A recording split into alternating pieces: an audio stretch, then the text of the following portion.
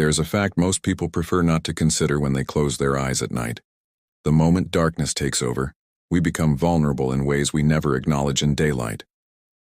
Behind closed doors, beneath the weight of silence, we believe we are safe. But safety is an illusion that can shatter with a single sound, a fleeting shadow, or the sudden awareness that something in the room does not belong. Some encounters never leave the mind because they pierce deeper than reason, deeper than memory itself. They carve into the soul, leaving a scar that time cannot erase. Imagine lying in bed, the air around you perfectly still, when a shape moves in the corner of the room where no shape should exist. Imagine the thin scrape of breath brushing your ear, though no one is there. Imagine being unable to decide whether the danger is outside your home or already inside with you. These moments are not easily dismissed. They are remembered not as dreams but as violations of reality. This is the story of those encounters, the ones too close to ignore, the ones that reach across the barrier between ordinary life and something altogether darker. There are people who claim they have seen the edge of the impossible, and what they saw stared directly back at them. They did not invite it, they did not understand it, yet they were forced to endure its presence.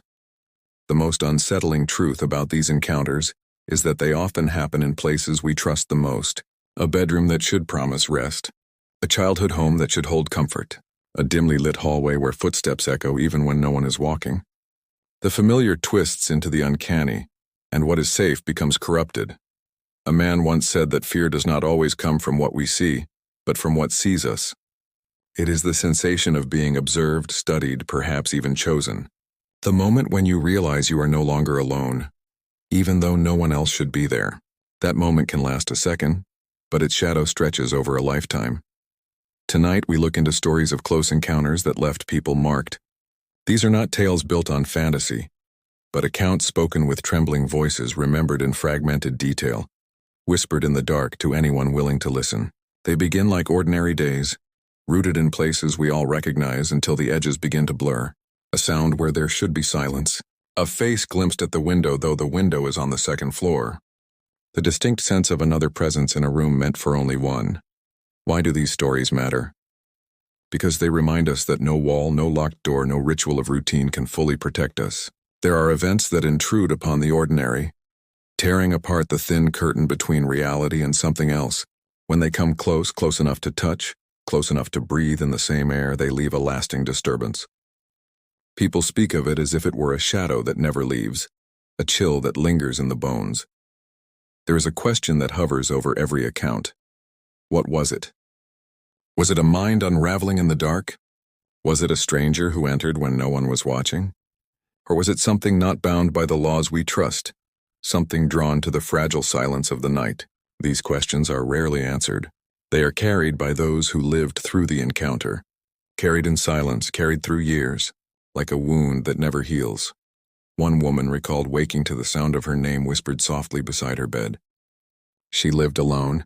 Another described the sight of a figure crouched at the foot of his bed, its eyes reflecting light that did not exist.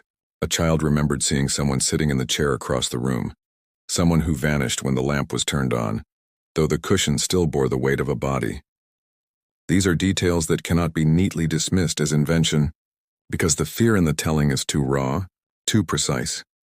Close encounters disturb not because they show us death or violence, but because they remind us that our world is permeable. What we think of as solid is fragile, what we think of as safe is vulnerable, and what we think of as alone is not. So consider this as we begin. Every creak of the floorboards, every shadow that lingers longer than it should, every whisper you think you hear when the house is quiet, may not be meaningless. It may be the echo of something that has already chosen to stand close, closer than you would ever allow. The question is not whether these stories are true. The question is why they are remembered with such clarity, such terror, such persistence. And if they are remembered, then what does that mean for you? Sitting now in the safety of your own room, listening to the silence that surrounds you. The story begins not in a place of violence or chaos, but in a quiet town that could have belonged to anyone. It was the kind of place where people left their doors unlocked during the day, where neighbors exchanged polite greetings over fences, and where the silence of night was broken only by the wind pressing against the trees. For years, nothing marked this community as unusual. It was neither wealthy nor poor, neither bustling nor abandoned. It was ordinary. That perhaps is what makes what happened so disturbing. Horror does not always strike where we expect it. Sometimes it hides in the everyday, waiting until trust has settled deep into the bones. At the center of this account was a small house on a narrow street. The house itself carried no legend. It was not infamous, it was not whispered about in hushed tones. Children had played in its yard, and families had eaten dinner at its table. Yet inside its walls there were moments that would come to feel impossible to explain. It is important to understand that the people who lived there were not searching for the strange. They were not dreamers or storytellers. They lived lives shaped by work, by routine, by the ordinary cycles of morning and evening. And perhaps that is why the disruption felt so sharp, as though the world had cracked open in the most unexpected place. The first sign was not recognized as a sign at all. It came one evening when one of the residents thought they heard someone knocking faintly against the back door. It was late, too late for visitors. When they checked, no one was there. The wind, perhaps, or the old hinges of the house. Small things are always explained away. The mind prefers comfort to unease. Yet when the sound returned the following night, and then again the explanation grew thinner. The town itself had its own history of shadows. People liked to say it was built upon land that carried the weight of something older, though no one agreed on what that was. Some believed it had once been the ground of violent clashes, that blood had been spilled on its soil long before the houses were built. Others whispered about older stories, about figures seen at the edge of the woods, about shapes that did not belong to any living person.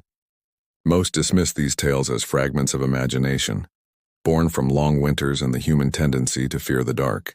But it is worth noting that every place has its scars, even if they are not always visible. Within the house, ordinary life carried on. Work continued, meals were cooked, children were put to bed, yet beneath these daily rituals something subtle began to shift. Objects were found in places no one remembered leaving them. Windows that had been locked were discovered open. A low hum, like the vibration of distant machinery, was sometimes heard late at night, though no machine stood nearby.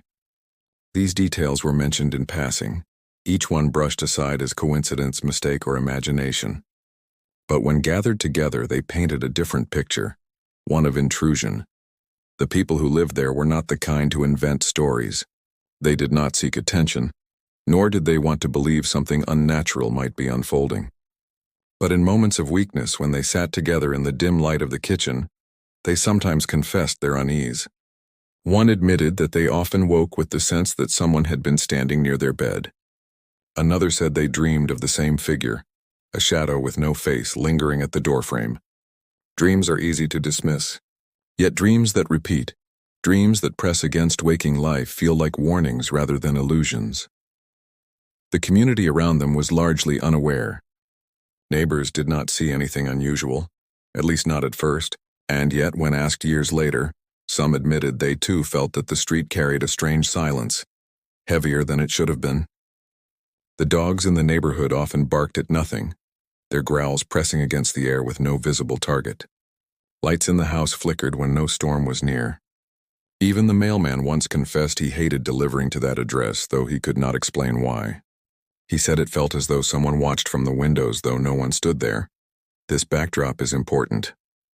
Without it, the events that followed might sound like fantasy. But in truth, they grew slowly, naturally, almost invisibly from the soil of ordinary life. The encounters that came later did not spring out of nowhere. They emerged from years of small disturbances that went unspoken, from nights when sleep was cut short by the unshakable feeling of being observed, from the quiet dread that built so gradually no one knew how deep it had become until it was too late. By the time people began to take the unease seriously, the foundation of safety had already fractured. No one could say when it truly began. Was it the night of the faint knocking? Was it when the child first dreamed of the faceless figure? Or had it started much earlier, tied not to the people in the house but to the land itself, a land heavy with history, a land that never truly belonged to them? The point of origin is unclear, but the trajectory is certain. What was once ordinary was bending toward the strange. And once that bend began, there was no returning to what life had been before. The encounters that followed were not the kind that could be ignored or forgotten. They would stain the memories of everyone who lived there and eventually, even those who only heard the story from afar. This was not a house with a reputation. It was not a family searching for ghosts. It was a place like any other, a family like any other. And that is what makes the story so unsettling. If something could happen there in the heart of such ordinary walls, then it could happen anywhere. The change in the house did not arrive all at once. It crept in quietly, threading itself through the days and nights until no one could remember when the ordinary had started to fracture. What began as faint disturbances grew into patterns that could not be ignored. The sound of knocking at the back door returned more often, sometimes louder, sometimes softer, but always insistent, as though someone wanted entry without ever daring to be seen. No visitor was found when the door swung open. No trace of footprints in the dirt, no movement in the trees. Yet the feeling that someone had been standing there never lifted. It was the nights, especially, that pressed hardest against the nerves of the people inside. They spoke later of waking to silence so heavy it felt unnatural, as if the house itself were holding its breath. In that silence came the disturbances. The groan of wood as though weight pressed down on the floorboards, the faint scrape of movement along the walls, the distant click of a doorknob turning. Each time they searched, they found nothing, and each time the fear burrowed deeper. One evening, the youngest in the house whispered about someone standing in the hallway. At first, the claim was brushed aside as a child's imagination. But when others began to glimpse the same figure, tall, indistinct, always half hidden in the corner of vision, the explanation of imagination no longer felt sufficient. They described it as a presence that never fully revealed itself, yet its outline seemed undeniable. A shadow darker than the shadows around it, still but watchful, always close enough to see but never close enough to grasp. The disturbances spread beyond vision. Some nights voices drifted through the rooms. They were not shouts, not even clear words, but whispers, layered and low, as if several people spoke at once from a distance too close to ignore. Doors rattled, though no wind moved through the house. Lights flickered in rooms where the bulbs had been changed only the day before. The family began to sleep with lamps left on, though even the glow of light felt weak against whatever pressed against the edges of their world. Neighbors noticed small details as well. A woman passing by after dusk said she saw a figure standing behind the curtain of the upstairs window, though no one was supposed to be home at that hour. A man walking his dog claimed the animal froze whenever they neared the property, ears pinned back, growling at the air. Soon others began to avoid the house, walking on the opposite side of the street, whispering rumors they could not prove but could not shake. Inside, the residents grew quieter. Conversations became clipped, eyes darting at sounds that others pretended not to hear. They locked doors and checked them twice, but the locks did little to slow the sense of intrusion. One of them began waking at precisely the same time each night, 3:15, the clock face glowing faintly in the dark. At first it seemed coincidence, but as the nights repeated, the timing became ritual and always there was a noise. The click of something metallic, the faint drag of a foot, the sudden shiver of glass in the window pane. The consistency of the hour made it feel orchestrated, deliberate. Sleep became fractured. Shadows lengthened in the mind. One resident reported seeing movement reflected in the glass of a mirror, though when they turned, the room behind them was empty. Another swore they felt a hand brush against their arm in the dark, though no one stood beside them. Their faces grew pale with exhaustion, their voices strained with fear that could not be spoken aloud. Fear that lived unacknowledged has a way of festering, and in that house it grew like mold in the silence. Stranger still was the way the disturbances seemed to respond. On nights when they whispered to one another about the presence, the noises grew louder. On days when they tried to dismiss it, pretending nothing was wrong, the house remained still, as if listening, as if waiting. It was not simply haunting them. It was studying them, feeding from their attention, growing stronger the more they noticed. The mystery no longer belonged to one house or one family. It spread outward, a subtle infection of unease in the community.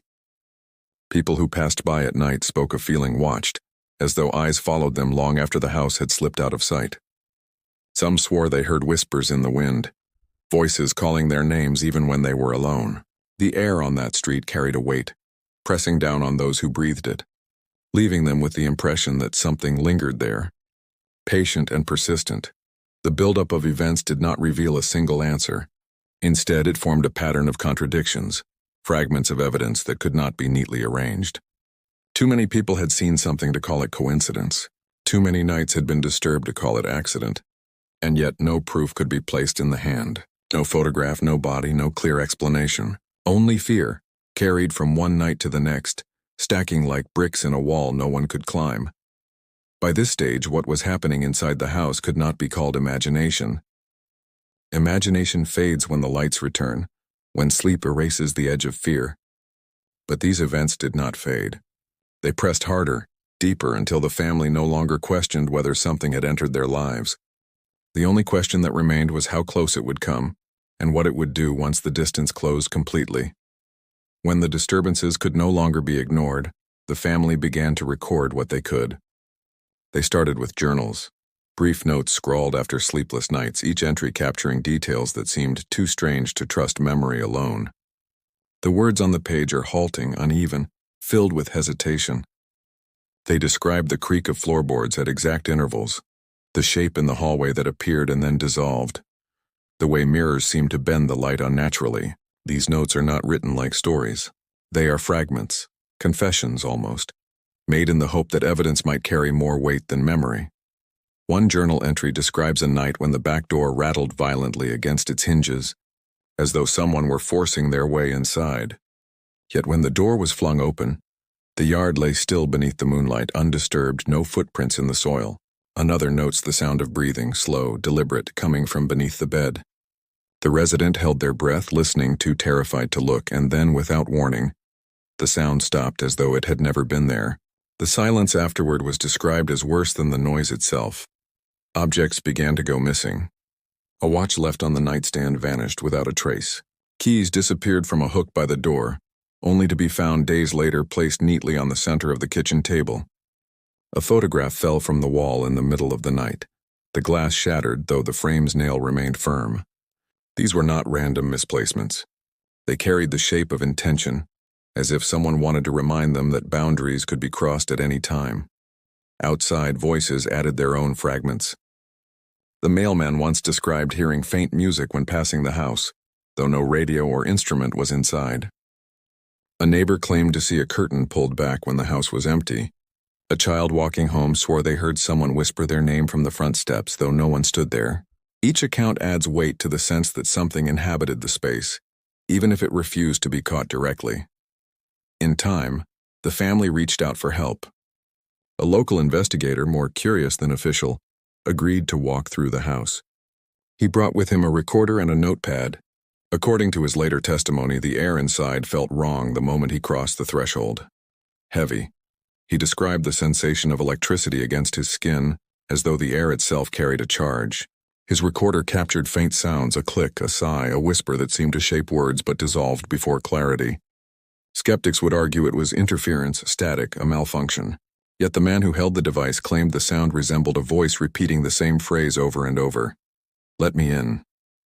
Photographs taken in the house sometimes developed with distortions. In one image of the hallway, a pale shape leaned against the wall, though no one had been present. Another showed streaks of light curling like smoke around the staircase. These anomalies could be explained as faults in film, as tricks of exposure. But when seen alongside the journals, alongside the testimony, they began to carry the weight of something deliberate, something staged by an unseen hand. Psychological theories were considered. Some suggested the family was caught in a cycle of shared hysteria, each person feeding off the fear of the others until they all saw the same illusions. Stress can fracture the mind, after all, and sleep deprivation can carve hallucinations out of shadows. Others believed the family was unconsciously creating the disturbances themselves, moving objects in states of dissociation, imagining voices when silence pressed too tightly. Yet these explanations did little to account for the testimony of outsiders, those who had no stake in the house yet reported the same oddities. The deeper one looks, the more contradictions appear. The journals insist on times and dates with precision. The photographs, though distorted, reveal patterns that repeat.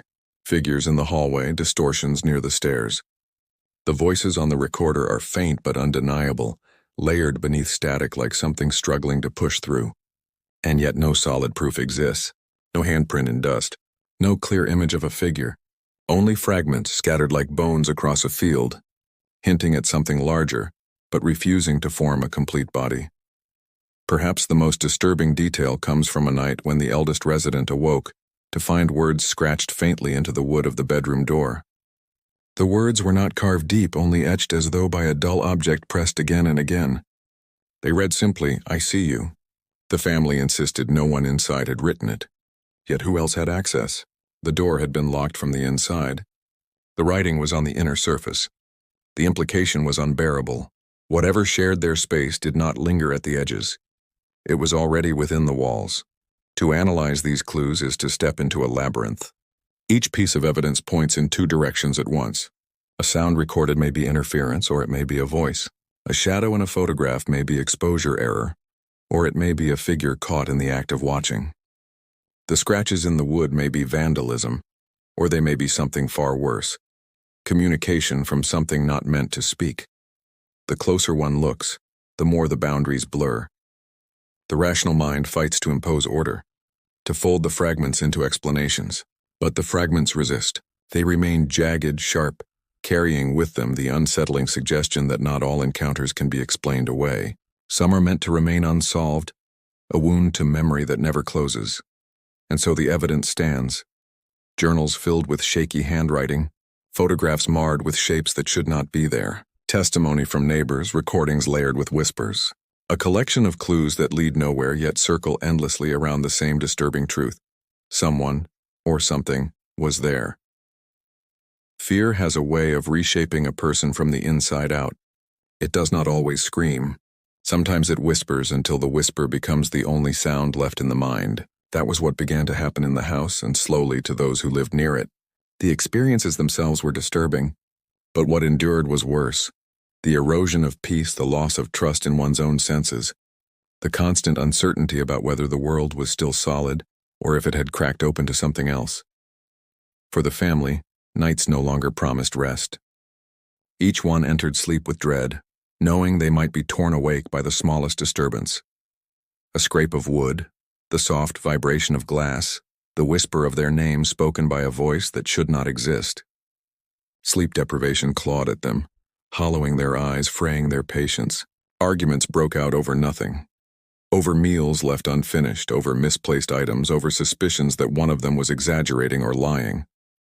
Yet beneath the sharp words, they all carried the same fear. None wanted to admit it aloud, but each one knew the others were telling the truth. That knowledge gave no comfort. It only deepened the terror because it meant the horror was not in their heads. It was real, and it was happening to all of them. The youngest became withdrawn. Where laughter once filled the house, silence pressed down. They avoided certain rooms altogether, refusing to step into the hallway where the shadow had been glimpsed. They no longer played outside after dusk, no longer lingered at windows.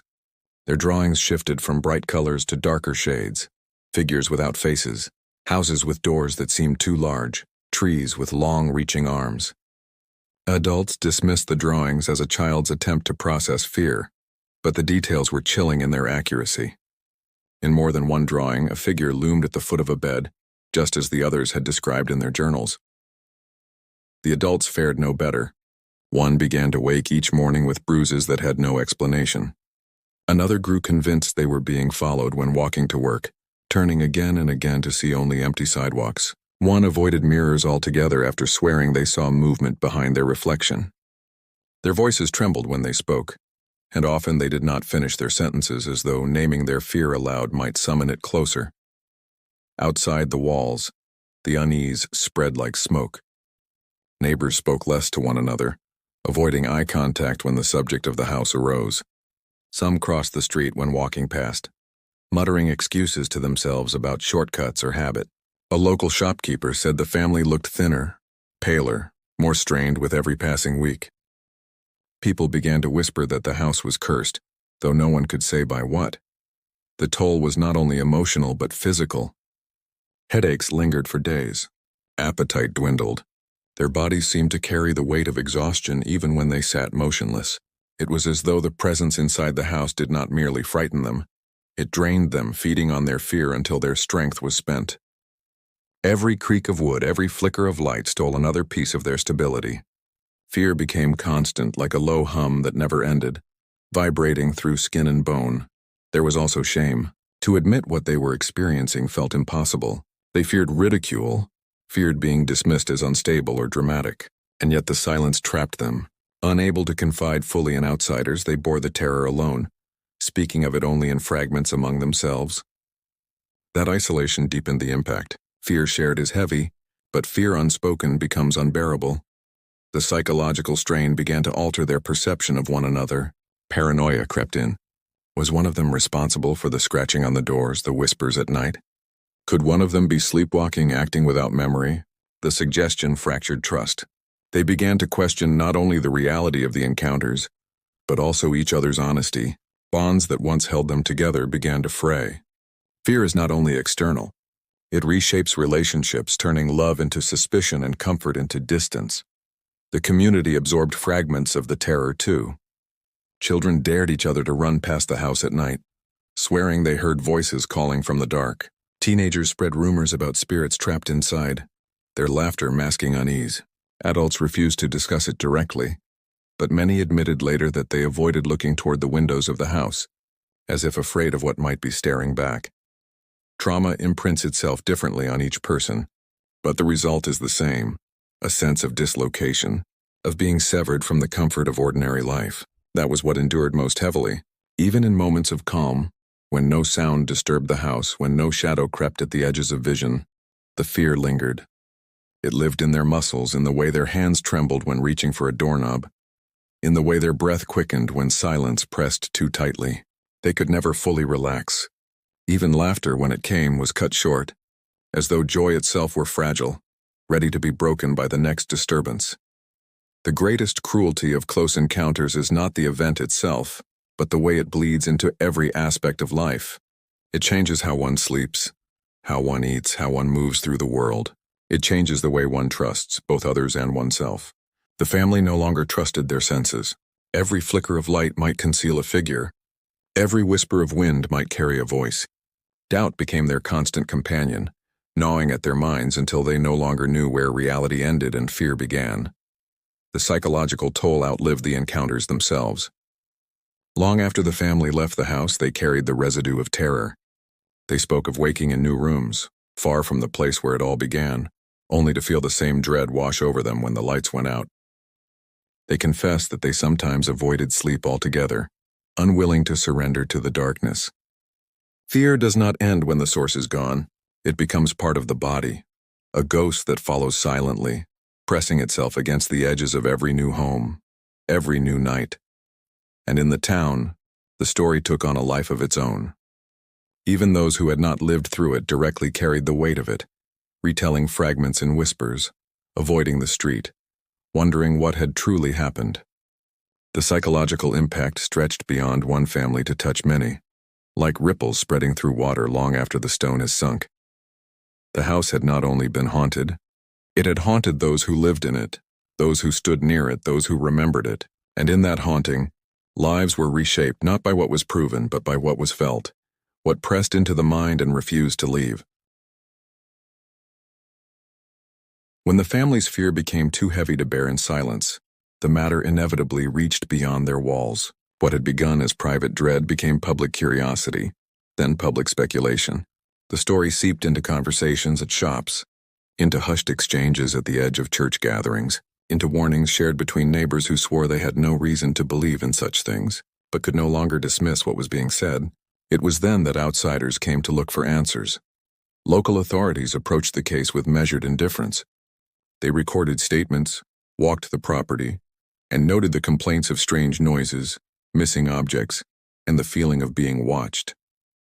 They checked the locks, the windows, the basement. Their report was thin. No sign of forced entry, no damage, no evidence of criminal activity. It was, they wrote, likely the result of overactive imagination or stress. Yet even as the words were typed onto paper, some officers admitted they did not feel comfortable in the house. One described the air as unnaturally heavy. Another said their flashlight flickered when no battery fault was present. These admissions did not make it into the report. Others attempted to explain the disturbances in scientific terms. They suggested drafts might explain the rattling doors, settling wood might explain the footsteps, and faulty wiring might account for the flickering lights. Theories of environmental factors were presented with confidence, but each fell apart when tested. Drafts do not scratch words into wood. Electrical faults do not whisper names at 3 in the morning. And even if wood groans as houses shift, it does not move in precise, deliberate patterns as though responding to human breath. Paranormal investigators were eventually drawn in. Some came with cameras, recorders, and devices meant to measure fluctuations in electromagnetic fields. Others arrived with little more than intuition and ritual. Their findings were conflicting, yet each one left unsettled. Recorders captured faint whispers, phrases so faint they required replay again and again to hear. Cameras produced images that seemed blurred at the edges, as if shapes were trying to form but refused clarity. One investigator claimed the basement felt charged, as if unseen currents ran through the walls. Another said they felt a hand on their shoulder, only to find no one behind them. These accounts, though compelling, offered no resolution. They only added more fragments to the growing pile of contradictions. Then came the theories. Some believed the house was built upon land that carried its own burden, an old site of violence, a place where unmarked graves might rest beneath the soil. Others spoke of the woods nearby, which had always carried whispers of figures seen among the trees at night, of lantern lights moving with no human hand to guide them. Perhaps they suggested the house had become a point of weakness, a place where something slipped through. There were also psychological theories. Experts suggested the family had entered into a feedback loop of fear, each one feeding on the terror of the other, until the mind began to invent what the eyes believed they saw. Sleep deprivation, they said, could explain hallucinations. Stress could cause paranoia. Trauma could reshape perception until the ordinary felt sinister. And yet, even these theories did not account for the testimony of neighbors, nor the photographs with strange distortions, nor the scratches etched into wood that no one claimed to have made. More unsettling were the conspiracy-like theories that spread quietly through the town. Some whispered about experiments, government projects in abandoned facilities not far from the woods, testing frequencies that disturbed the human mind. Others claimed the house was marked by an entity, chosen as a doorway of some kind, and that the family was not merely unlucky but targeted. These theories were passed in low voices with no proof, but with a weight of belief that came from fear itself. What all the investigations shared was failure. No one could prove anything, and no one could disprove it either. Each explanation fractured under the weight of the evidence, and each theory only opened new questions. Rationality and fear wove together until neither could be separated. Those who entered the house often left pale, reluctant to speak in detail of what they had felt. Those who analyzed the case on paper found themselves returning to the same point again and again. Something was happening, but no one could say what. Theories piled up like layers of dust. A curse upon the land, a haunting born from grief, psychological collapse shared by a family, environmental anomalies, conspiracies hidden in shadows. Each was plausible and each was incomplete. The mystery sat in the center, untouched, like a dark object that no one could grasp without their hand passing through air. The strangest part was the silence that followed each investigation. Those who sought answers left with less certainty than they arrived. Some never returned, refusing to step foot in the house again. Others, years later, admitted that the case still haunted them, not because of what they had proven, but because of what they could not. To look into the face of something that refuses explanation is to confront the limits of reason itself. And so the house stood, filled with theories but absent of answers, surrounded by rumors but untouched by truth. Official reports sat in drawers gathering dust. Journal entries lay unread, their words trembling with fear. Photographs yellowed at the edges, their images still carrying shapes no one wished to examine too closely. Theories remained, but none brought resolution. What remains most unsettling is not what was discovered, but what was not. The absence of proof, the silence at the center of all the noise, is itself a kind of evidence. It suggests that some encounters resist explanation because they are not meant to be explained. They are meant to be endured, carried like a shadow, passed like a whisper, haunting not only those who lived through them, but all who dared to listen. The story of the house never found resolution. Years have passed and the walls still stand, though the people who once lived inside them have long since left. Time has a way of erasing details, softening memories, but here, the erasure never came. The weight of the place still lingers in the minds of those who entered it even briefly. And in the town, the name of the street is often spoken in silence, avoided in conversation as though words alone might draw something back into being. There is no conclusion that brings peace. The official reports remain thin, filed away in drawers where dust gathers, dismissed as nothing unusual. Theories linger in books and articles written by curious minds who never set foot in the house themselves. The neighbors speak less now, but when pressed, they admit the silence of that street still feels heavier than any other. Some say the house is cursed. Others insist it was never the house but the family themselves who carried the darkness with them, leaving behind only an echo of what once thrived there.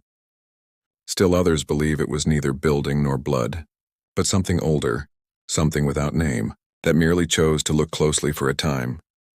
What remains most haunting is not what was seen or heard, but what was never explained, the scratches in the wood that appeared without witness, the whispers recorded on devices that should only have captured static, the figures that appeared in photographs where no person had stood, the bruises left on skin that no hand had touched. Each fragment on its own might be dismissed. Together they form something jagged and incomplete, like a puzzle missing pieces that will never be found. But perhaps the true horror is not the evidence itself. Perhaps it is the aftermath, the way fear reshaped lives long after the events ended. The family who lived there no longer sleeps peacefully, even in different homes. The neighbors continue to cross the street when walking past. Children still dare one another to run to the front door at night, returning pale and breathless, unable to explain why they swore they heard their own names whispered in the dark. Stories like these linger because they do not resolve. They press against the limits of what we know, and they refuse to step back when we ask them to. They remind us that safety is a fragile construct, one that can shatter with the smallest sound, the faintest shadow, the coldest breath pressed against our ear. They remind us that the boundary between the known and the unknown is thin, and sometimes that boundary breaks without warning. The house still stands. Perhaps it is empty. Perhaps it is not. Those who pass by claim the windows are dark, yet sometimes in the corner of vision a curtain seems to shift. Some swear they see a figure in the upstairs hallway waiting, patient as if it has never left. Others laugh at the thought, dismissing it as rumor, imagination, a trick of the eyes. But those who once lived there would say differently. They would say that once something draws close, it never fully withdraws. The haunting question remains, what was it? Was it the weight of history pressing through the soil? Was it the human mind, unraveling under stress, reshaping shadows into threats? Or was it something else entirely? Something that needed no reason to come close, something that watches not because it must, but because it can. No answer has been found, perhaps none ever will. And that is what leaves people unsettled. For if something unexplained could happen there, in a small and ordinary house, then it could happen anywhere. In your home, in your room, in the silence pressing against you now. So as you sit here, listening, remember this. The next creak you hear in the walls, the next whisper that brushes against the edges of your sleep may not be meaningless. It may not be the house settling. It may not be the wind. It may be the reminder that once something draws close, it is never truly gone. And perhaps tonight, when the lights go out, you will find yourself listening harder than usual, wondering if the silence is as empty as you have always believed.